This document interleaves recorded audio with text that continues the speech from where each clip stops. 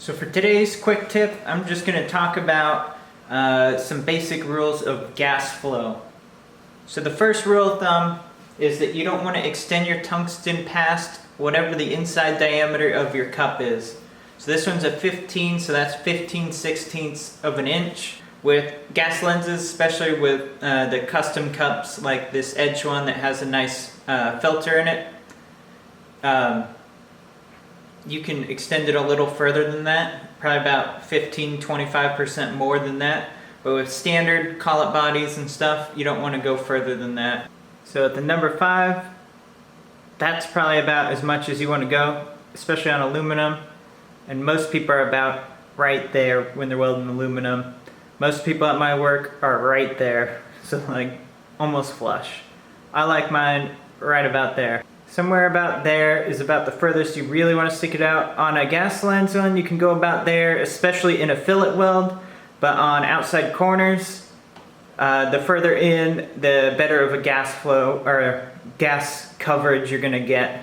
Now, one of Edge's fancy cups, you're gonna go the inside diameter of this guy. So even though it's super wide, you can't really go that far out. Maybe in a fillet weld, because it'll keep your gas coverage nice and good. But in general, it's probably gonna be about like that. And the final tip I have for you is get one of these. I went probably 13-14 years of welding without ever picking one of these up. I think this was like 10 bucks, and it is awesome because almost no welder you own the regulator or the ball float valve is never going to be consistent from machine to machine. They're all a little different, and by the time it runs through 25 feet of cord, you're not actually getting that amount of gas out of there. And you can actually tell what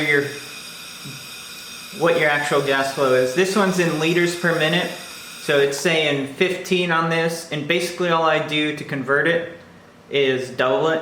So I'm getting about 30, 31, if I remember right, cubic feet per minute. So, and how I use this, because it's liters per minute, it's actually kind of nice because if I'm using a number 5 cup, I'm just gonna put that ball at the number 5. If it's a number like 12 cup, it's gonna be up here at 12. 15.